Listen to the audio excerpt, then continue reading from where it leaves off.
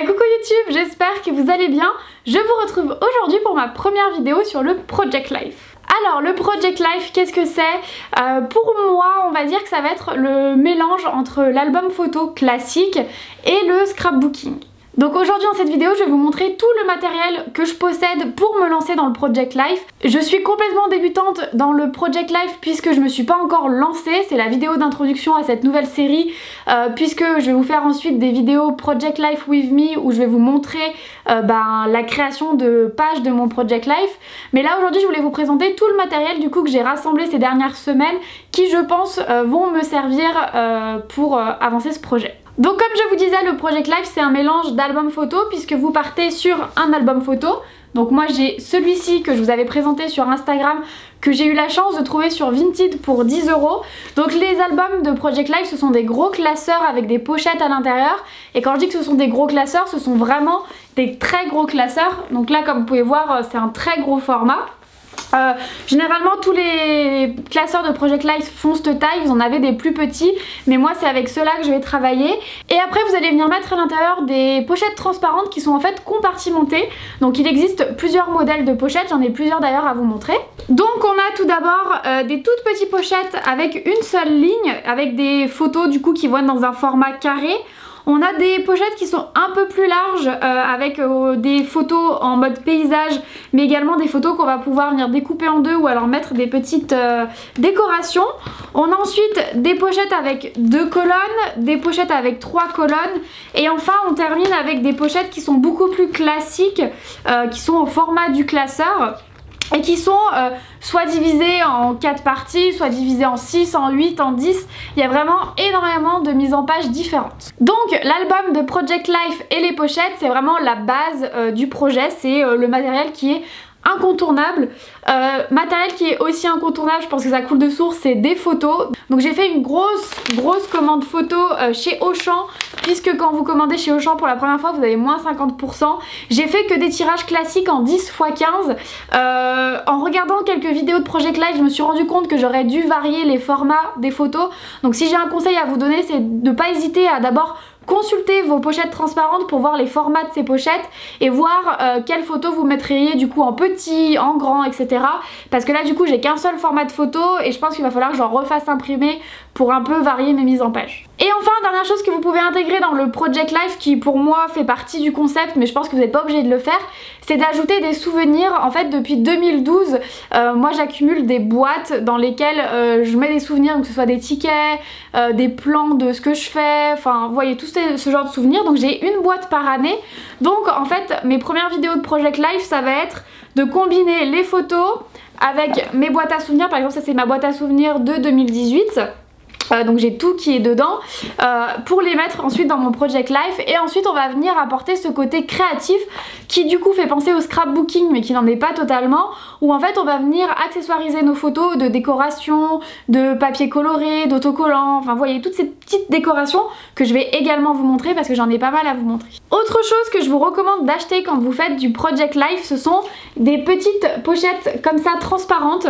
En fait moi j'en ai acheté 24 vu que je veux faire toutes les années. Comme ça me permet d'avoir tout sur 2 ans. Et en fait je suis venue mettre des petites étiquettes en bas. Donc là par exemple vous voyez novembre 2019.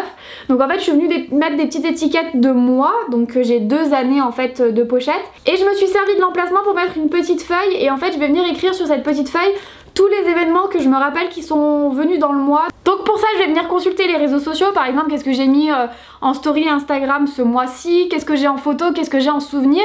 Et en fait je vais tout rassembler, donc les photos, les souvenirs et cette petite note dans la même pochette. Ce qui me fait que quand je vais lancer mon Project Life, je vais pouvoir prendre mois par mois et le faire au fur et à mesure. Mais ça vous verrez ça dans la vidéo de mercredi, puisque je sors mercredi ma première vidéo Project Life with me où je vais faire mon année 2018, enfin quelques pages de mon année 2018 j'imagine. Je l'ai pas encore tourné donc je sais pas du tout tout ce qu'elle va donner cette vidéo, mais du coup je vous donne rendez-vous mercredi pour une vidéo plus pratique. Aujourd'hui on est beaucoup sur du théorique. Autre chose que je vous conseille d'avoir qui peut être sympa, c'est ce genre de petite perforatrice en fait qui vous permet de faire des coins arrondis sur vos photos. En fait vous venez tout simplement mettre votre photo, vous appuyez et ça vous découpe la photo avec des coins arrondis. C'est vrai que c'est plus joli dans le Project Life je trouve, mais encore une fois ça c'est une histoire de goût et c'est vraiment un gadget. Comme je vous disais, pour venir agrémenter votre Project Life, je vous conseille d'acheter des autocollants. Donc par exemple si vous faites un voyage aux États-Unis, moi j'en ai fait un à New York l'année dernière, bah, je me suis acheté une petite planche de stickers sur le thème des États-Unis, enfin sur le thème même de New York, pour pouvoir accessoiriser toutes mes photos, toutes les cartes des restaurants, enfin vous voyez tout ce genre de choses. Et je vous conseille également d'acheter, il y en a beaucoup dans les magasins tels que Action, ce genre de livre en fait où dedans vous allez retrouver plein de papiers colorés avec des motifs différents. Donc celui-là il est sur le thème de l'été, puisqu'on est sur des motifs un peu tropicaux, etc. Et ça vous permettra aussi de faire des jolis fonds pour vos scrapbooks, etc. Là en ce moment par exemple c'est la pleine saison de Noël, donc on trouve plein de scrapbooks, enfin plein de livres de papier à scrapbook de Noël, donc c'est vraiment le moment de faire votre stock.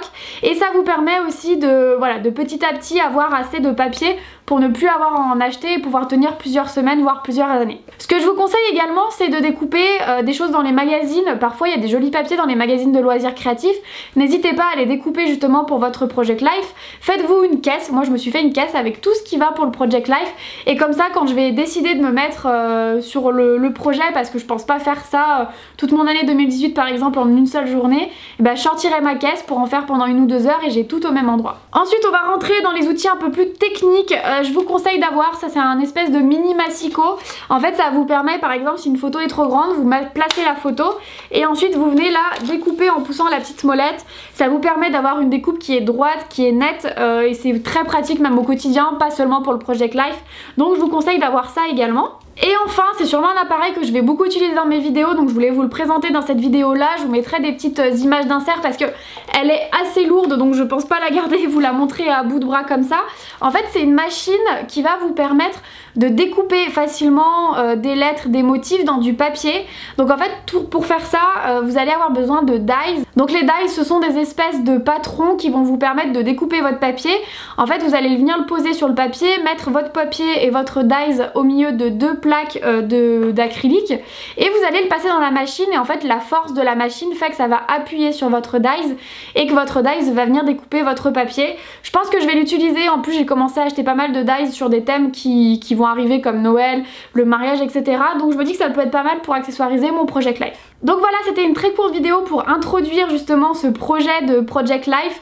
Je voulais vous montrer un peu tout le matériel que je vais utiliser pendant ces vidéos, même si ça ne m'empêchera pas de vous représenter du matériel, de vous refaire des démonstrations pendant ces vidéos. Je voulais que cette première vidéo soit assez courte pour que ce soit assez simple pour tout le monde. Comme je le dis, je débute, donc ça se trouve j'ai des choses très importantes qu'il me manquent, je m'en rendrai compte du coup pendant les premières vidéos, et je vous montrerai tout ça au fur et à mesure. Si vous aussi vous vous lancez dans le Project Life, bah n'hésitez pas à laisser des commentaires pour me donner également vos propres conseils, comme ça on évolue tout ensemble. Et du coup je vous donne rendez-vous mercredi pour ma première vidéo Project Life with me, où je vais faire mes premières pages de 2018, parce que oui là j'ai 2018 à faire, ensuite je ferai 2019 et ensuite je retournerai en arrière pour remonter peut-être jusqu'à 2010, donc beaucoup de vidéos en perspective. En attendant, prenez soin de vous, salut!